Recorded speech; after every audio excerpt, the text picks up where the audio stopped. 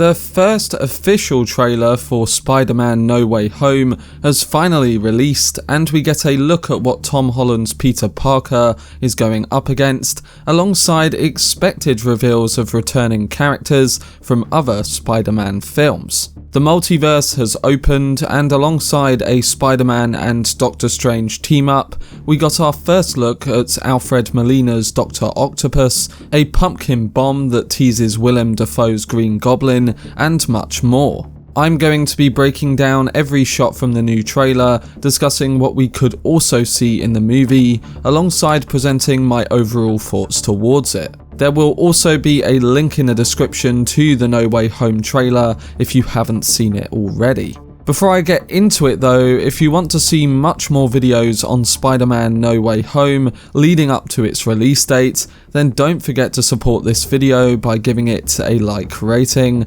subscribing to the channel, and turning on your notifications. Also, feel free to check me out on Twitter, Facebook, Reddit, and Instagram at Cortex Videos, which is all linked in the description below. But without further ado, let's dive into the first official trailer for Spider-Man No Way Home. So the Spider-Man No Way Home trailer leaked a day early, shown in terrible phone within phone quality, and with a brief search, some of you may have already seen it. But that version wasn't really worth watching, as it ruined the integrity of the footage with uncompleted CGI and very low dialogue. However, the first trailer has now been officially released following CinemaCon, and there is much to break down. We get a better understanding of Peter Parker's struggles in the upcoming sequel, and our first looks at Doc Ock, Electro, Sandman, and Norman Osborn, as well as a leaked set photo of Tobey Maguire and Andrew Garfield on the sets of the movie. It was inevitable that with all the frenzy around and the leaks refusing to stop pouring in, that the studios would eventually release the official trailer in response, and fans finally got their wish. The first trailer begins with Zendaya's MJ and Tom Holland's Peter Parker lying down on a rooftop, presumably near the college campus. MJ reads some news about the Stark Tower and talks about someone hypnotizing females, which Parker brushes off. Peter wishes that he and MJ could stay there all day, as it's so crazy in the city below, with all of the secrets unloading in the previous movie, Far From Home. We then cut to Spider-Man swinging with MJ along the streets of New York, with J. Jonah Jameson screaming over the Times Square monitors, stressing that Spider-Man is in fact Peter Parker. We obviously saw this in the post-credit scene from Spider-Man Far From Home, and the trailer starts by doing a good job of re-establishing where we are in this story. Parker is then interrogated by the FBI and being apprehended for killing Mysterio. Peter maintains he didn't do it, and that Mysterio was killed by his own drones, and the officer reminds Parker that those were his drones. Cut to a few shots with Parker, MJ, and Ned walking in slow motion as everyone around them gives suspicious stares, and MJ questions whether Parker needs to lie now that everyone knows his identity. Parker emphasizes that he never wanted to lie to MJ or Aunt May, but fails to understand how he could simply walk over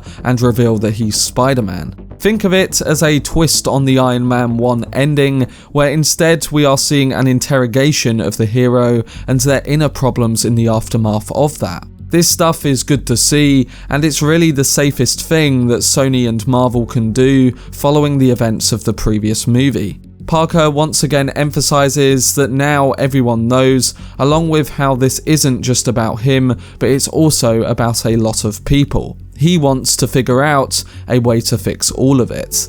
We then cut to the Marvel Studios and Sony Pictures logo and see the Sanctum Sanctorum as Benedict Cumberbatch's Doctor Strange enters the scene. A funny exchange takes place between the two, with Strange asking Parker to stop addressing him as Sir, to which matters get a bit weird. Strange allows it in a moment that isn't as funny as it was meant to be, and Parker then explains how Mysterio revealed his identity, leading to a lot of issues issues, in turn asking whether he could make it so that this never happened. It appears there's a spell Strange can cast to ensure just that, but Wong enters the scene and warns him. He says that it's too dangerous, but after a long stare, he gives Peter a cheeky wink. This all seems a bit out of character for Strange after the events of Infinity War, and to be honest, I wouldn't be surprised if Marvel are misdirecting us, pushing the multiverse situation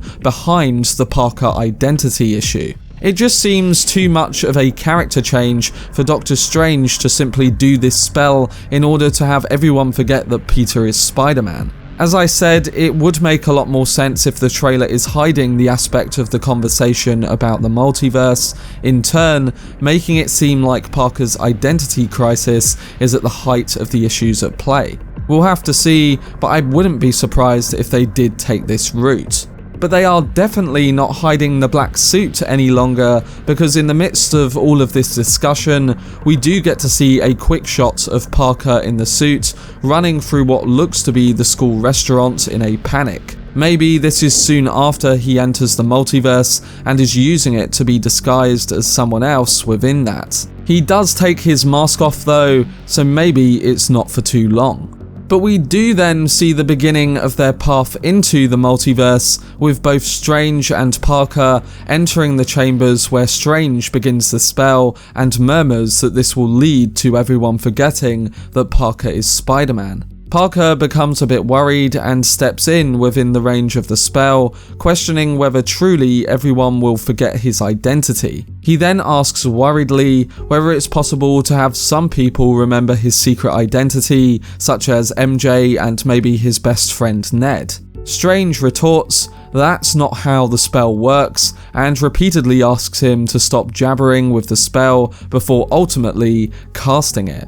These here are major clues as to why things end up going horribly wrong, which in turn leads to a montage of sequences, including Spider-Man leaping across buildings with Strange as he explains what the spell has done, cutting through space-time and opening the doorway to the multiverse. It's also key to note that the moment he casts his spell, it looks like Strange and Peter are surrounded by the same visual cosmos as Kang was in Loki, so I guess they are trying to keep some continuity with that too. But we also begin to see Strange and Parker atop a moving train which is multiplying, and Strange talks about Parker living two different lives as a result of the spell, and the longer he does it, the more dangerous he becomes. Some notable shots that follow include a massive explosion, Strange pushing Parker's astral projection out of his physical form, the new Iron Spider suit with tentacles flaring out,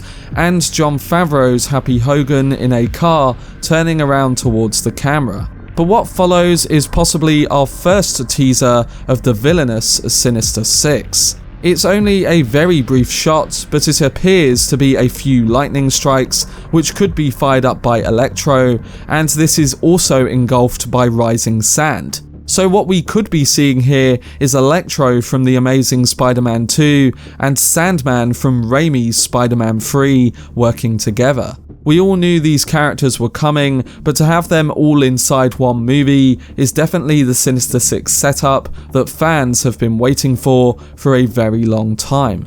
And to really confirm the introduction of the Sinister Six, we head to the climactic final scene set on a freeway where traffic has come to a standstill. A pumpkin bomb drops and explodes beside a trailer truck. So yes, it's the same goblin bombs from Sam Raimi's Spider-Man movies, with Willem Dafoe's Green Goblin also making a return.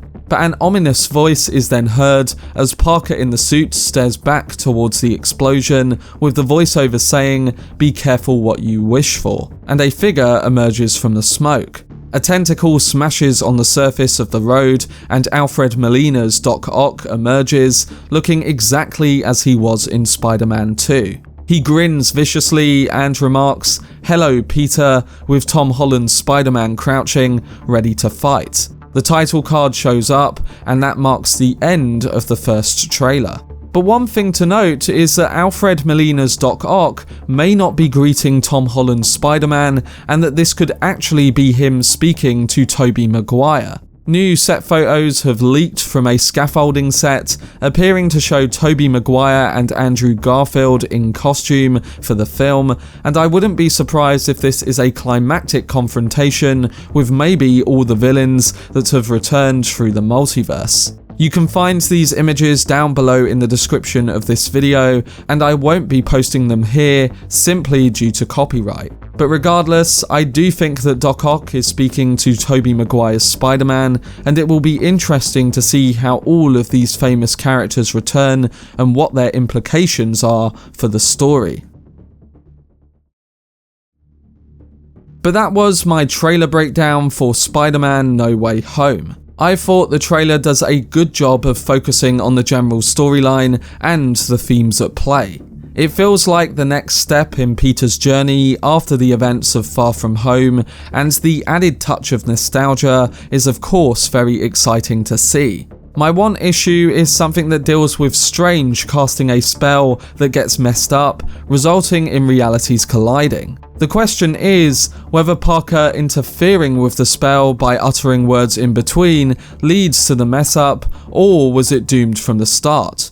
I also have many questions such as why on earth would Doctor Strange agree to cast a spell and behave so recklessly even after the cataclysmic events of Infinity War? And even if he does, how does Norman Osborn return? How does Peter Parker's identity being revealed become such a big deal, and will Marvel connect this to the multiverse issue? With the trailer also virtually confirming that it's certainly possible for Tobey Maguire and Andrew Garfield to drop in as well, alongside the Sinister Six, how will they balance all of this out? Well, these questions are unanswerable so far, but the Doctor Strange one does worry me slightly. He seems out of character, and it makes me hope that there are less plot holes when it comes to the actual film. Who knows, maybe they've tricked us with the trailer, and Peter's identity issue is just a background motif that he is simply bringing up in extended conversations about the multiverse. And my one hope for No Way Home